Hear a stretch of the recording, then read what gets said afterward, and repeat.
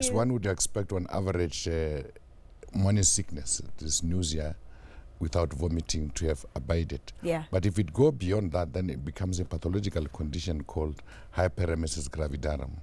Because with morning sickness, you usually don't vomit. You just feel nauseous. Your appetite is changed. You crave for other food, others It's you don't true. like. And you vomit sometimes, but not like, very, yeah. But the way she's vomiting, she's a patient with hyperemesis gravidarum, which actually have electrolyte disturbance inside. Yeah. Which she needs to get a lot of electrolytes because she lost electrolytes, which might have to be taken in to be put in, or she must take a lot of salts if she can take them, because sometimes nothing can go in. Yes.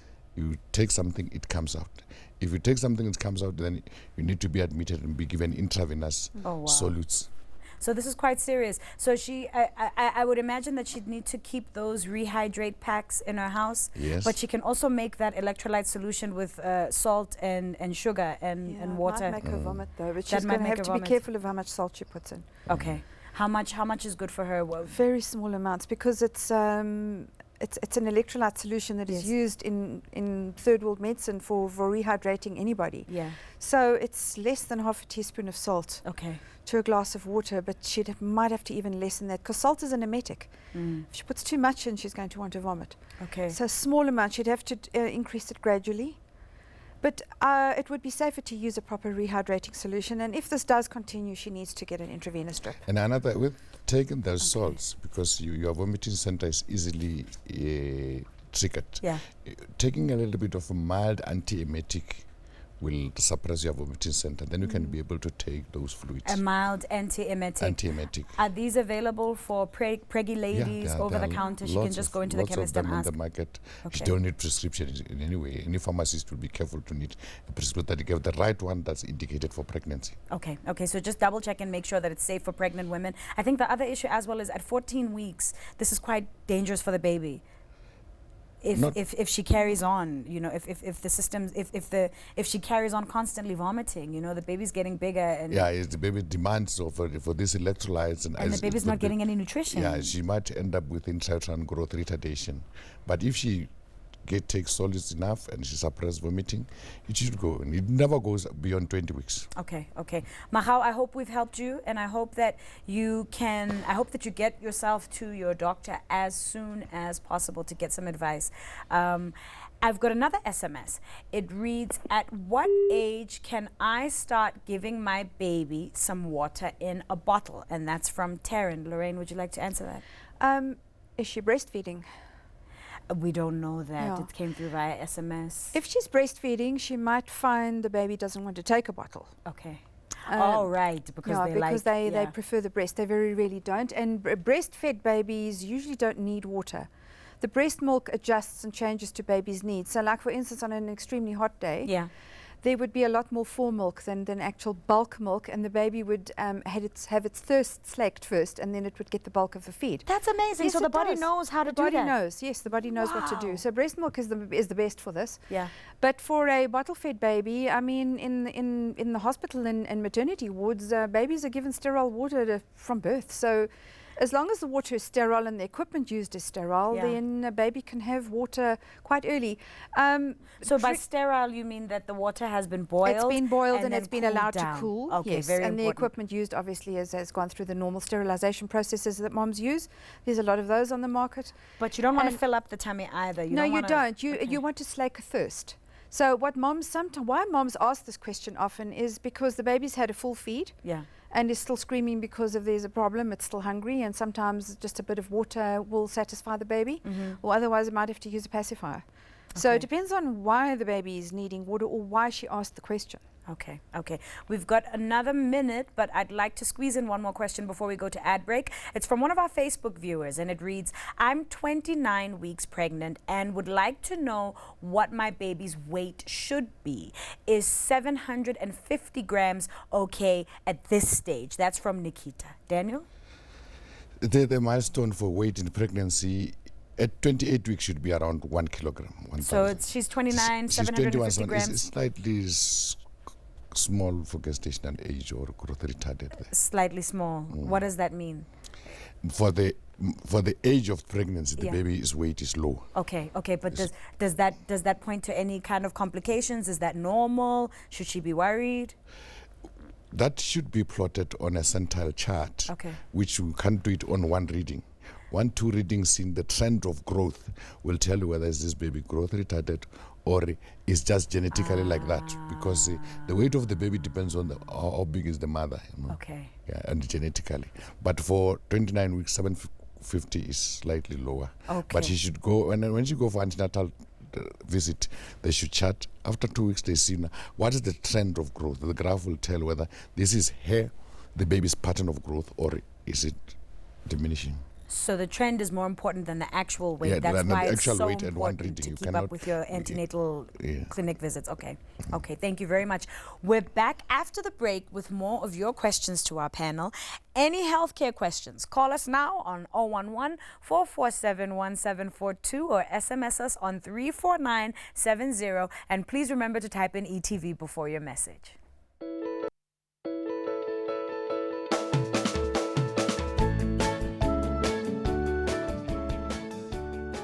Welcome back to Great Expectations. It's Ask the Doctor today, and we are taking your questions now. We've been flooded with SMSs this morning, so let's try and work through as many as we can with our panel. Gynae Daniel Mahapa and nurse and midwife Lorraine Rake Spiegel. Call us now on 011-447-1742 or please send us an SMS on 34970. The first SMS reads, does sleep beget sleep? If my 6-week-old baby is awake more in the day, will he be able to sleep more at night? That's from Crenacia. Lorraine? No, it's not always the rule. A lot of moms have this problem where babies just generally don't want to sleep at night. I found in my experience that the babies often feel they're missing out on something. Because remember, the house is busy during the day. It's noisy, there's activity, there's other children, there's vacuum cleaners going, there's all sorts of stuff going on. So, and then suddenly at night it's dead quiet. And then the baby's expected to just suddenly go to sleep and it's dead quiet. And everybody pussyfoots around the baby because the baby's now got to sleep. And I find that this is often what the case is. So if you have a background noise, like if you get the baby used to music, you can try, and if you start using the music in prenatally while the mom's pregnant, that helps quite a lot because the baby's hearing in the womb is very good. And the baby gets used to certain music. And besides that, it's pre-birth stimulation, which we know works very well. If you play the same music again after the baby's born, you'll find that it often settles the baby down. So it's the sudden quiet at night that seems to be the case here. So having a background noise and perhaps putting on a night light or a very unobtrusive light, low key lights, wherever the baby's sleeping, that often works quite well because you'll find that most moms will tell you this, the baby sleeps like a baby in the TV room with the rest of the family. And the moment you take the baby, and the moment you take the baby to the bedroom and put it down in this dead quiet room, the baby's suddenly going, oh my God, I've been abandoned. That's what I wanted to talk about, because sometimes if a baby sleeps a lot during the day, it's possible that the baby can get overstimulated, over sensory stimulation. So then at night, the baby's too wired and too fussy to sleep when everybody else wants him to sleep. Yeah. So it's a question of perhaps carrying some of the sound through. I'm not saying put a TV in the baby's room, no. Yes. But music works quite well. Okay. And perhaps singing a lullaby or having perhaps other children in the room or sounds, noises, normal household stuff, and then gradually the noises will peter down as it gets later in the night and you'll find the baby will sleep. Baby will go with you to a restaurant and sleep its head off. And the moment you go home and put this baby into this quiet room, the baby's, sitting there like a chipmunk going, it works. And then there are various natural remedies one can use that will help settle babies down. Okay. Thank you very much for that. We've got Christelle on the line from Cape Town. Hello, Christelle. Hi there. How are you? I'm well. How are you? Very well, thank you. Thank you so much for calling in. Please fire away with your question. Well, my question to the doctors are, I was quite a heavy smoker before I fell pregnant. I'm exactly 16 weeks today. Congratulations. I found out I was pregnant at about 5 weeks. Okay. But stopped completely at about 8 weeks. Okay. I was just wondering, is there any lingering effects obviously I also stopped drinking as well. Okay. Will there be any lingering effects on my baby? Well, you know what? Straight away, congratulations to you on the pregnancy, and well done to you for being able to stop. Hey, that's a major, major, major achievement. A lot of people can't do it. It was very difficult, but I did it. Well, you did it for your baby. You love your baby. Well done on that, ne? Daniel, any residual effects? I mean, a lot of people don't know that they're pregnant the first few weeks, so you just carry on doing what you normally do. How would you answer Christelle's question? I think she stopped very early enough to be safe, to have no residual effect, because at that time all what's happening is just embryogenesis. There's no actually organ formation and maturation of the central nervous system. Because what nicotine does and other harmful substances in the tobacco does, they compete with oxygen, the oxygen receptors. So the child becomes hypoxic for a long time because of it binds too much to the oxygen carriers.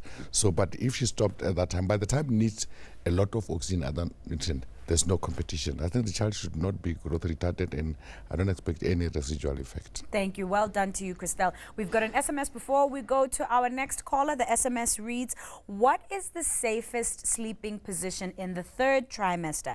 I sleep most comfortably on my back. That's from Jerry. Lorraine? Generally speaking, the third trimester, you've got a lot of weight. Pushing up against the diaphragm and pushing down onto the baby. Now, if you lie on your back, you will find that weight tends to intensify. Yeah, because everything goes down. It's better to sleep with a lot of cushions behind your back and sleep at a slightly sort of 30-degree angle, sort of that lie, and then you can turn onto your side either way and tuck a pillow in. Lying flat you're going to find it's difficult. You're going to find there's too much pushing up against your diaphragm. Yeah, I found it helped to put on my side with a pillow underneath the tummy and also a pillow in between my legs. In between the knees, yes, that works quite well. And then you can turn from side to side and lie on your back as long as you're sort of upright. Okay, we've got another caller on the line. I'd like to say hello to Krista from Cape Town. How are you? Hello, Krista. Oh, okay, we've lost Krista, unfortunately, but we do have another SMS from one of our Facebook viewers, and it reads, my 4-month-old baby has eczema. Woo, we went through the eczema story. How should I treat it? That's from Florence. Lorraine. Infantile eczema is quite common. It's found a lot of people have it, a lot of babies have it. It is difficult to manage if it's going to continue. Often it's dietary related. We find if the mom has been drinking a lot of things like Coke during pregnancy, the eczema tends to be worse. Mom's diet seems to influence this to some extent. There are all sorts of natural remedies and creams one can use, but bottom line, it's better to, if it persists, it's better to see a pediatrician and get advice, or a dermatologist, and get it treated early because it's uncomfortable, it's itchy, and the baby's going to be miserable. Yeah, my son had it for the first 6 months, and we tried everything. I changed my diet, I cut out caffeine, I cut out all sorts of stuff. At one stage I was only eating vegetables and drinking water, and just to keep my milk up, and it only stopped when he went on the drugs. When we went to the ped and he went on the cortisone, it went away. So I don't know, go figure. Stay with us. After the break, we take a few more calls on 011-447-1742, and we'll also try and get through more of your SMSs as well.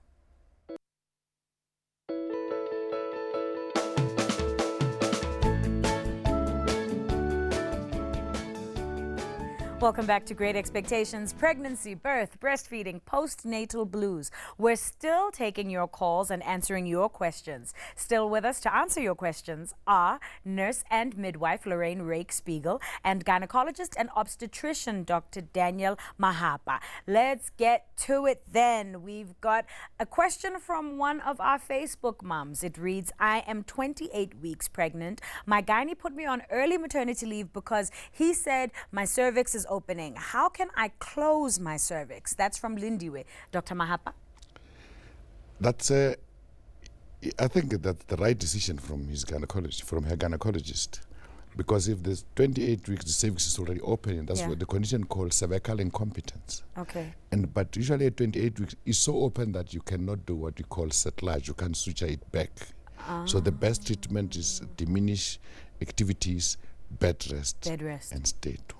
Okay. So it mustn't dilate more. If the gynae had seen it before, while it was still having some length, because at 28 weeks is fully effaced, there's no length, he would have put a stitch there what do you call it, Adasherotka stitch of McDonald, which is called cervical slash, to keep it there. But you can't close it yourself because you don't control a cervix. What about sex then? Is she? Sex is prohibited. Okay. So your gynae had the right idea. Bed rest. We've got another SMS which reads, what could be the cause of constipation in a breastfed baby, and what can I do to help her? That's from Anonymous. Lorraine? Breastfed babies, she didn't say how old the baby was. Constipation. She could try, I'm just trying to think.